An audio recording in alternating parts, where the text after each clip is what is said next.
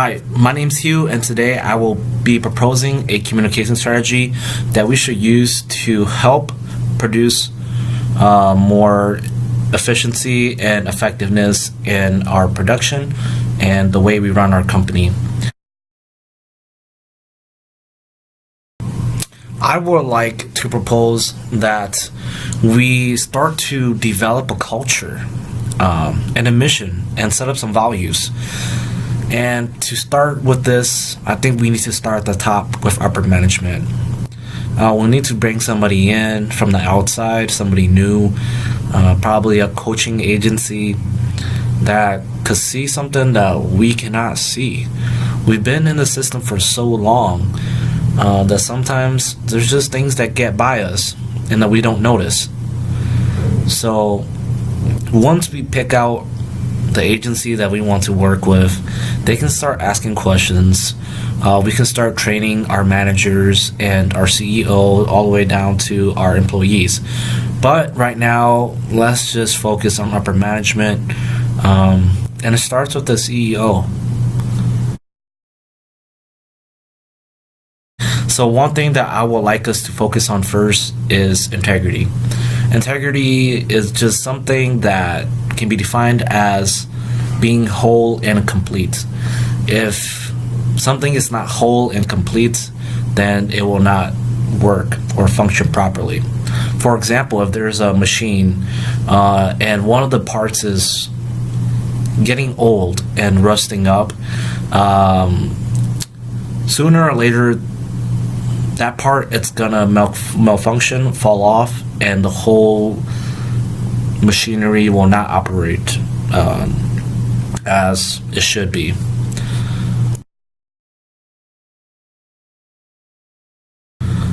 So a scenario that I can provide for this is that if there was a meeting, right, and after that meeting people leave the meeting confused, not knowing what to do, what the role is, that's because there was a lack of integrity in the communication in that meeting. You know, it's important that when we have meetings, we have a note taker, we have a person leading it, and at the end of the meeting, to ask ourselves and ask each other, is there any questions or concerns that could be addressed right now? Because if you have any questions, please bring it up. Don't be afraid. You know, raise your voice, ask your questions. Because the least thing that we want is somebody to leave that meeting confused and asking the wrong people the wrong questions. And to be honest, if one person is confused after the meeting, it's most likely more than that one person. And that will just lead to stories that may not be true and rumors. So this is why it's important for us to ask our colleagues and people in our meetings if they really do have an input or a question, because we don't want them to leave that meeting feeling confused or feeling a different way.